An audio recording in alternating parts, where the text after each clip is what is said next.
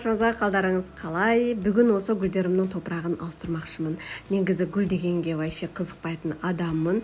Білмеймін, жасым 30-дан асқаннан кейін ба, старостың белгісі ма, гүлге қызығып бастаппын.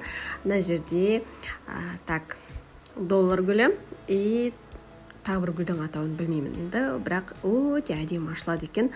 Мен оларды сындырып, ұрлап алып келіп, жай ғана огородтың топырағына отырғыза салғам. Ол топыраққа су құйсаң қатып қалады. Сонымен енді мыналар тамыр тартты ма, тартпады ма, даже білмеймін. Бүгін ашып қарасам, күшті тамырлапты бәрі. Қуанып қалған. Мен ойлағам, оқырмандар маған инстаграмға салған кезде топырағыңыз жаман екен, өсу қиын болады деп айтқан болатын. Сонымен тамыр тартпайтын шығар деп ойлап, бүгін не болса да енді топырағын ауыстырып көрейін, заодно көремін деп осылай топырағын ауыстырып жатырмын.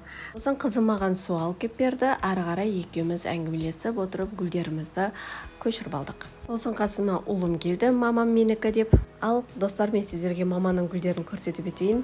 Менен гөрі мамам гүлдерді өте жақсы көреді. Неше түрлі гүлдері бар. Гүлге өте жақын адам. Сосын әрбір гүлді әлпештеп отырып қарайды.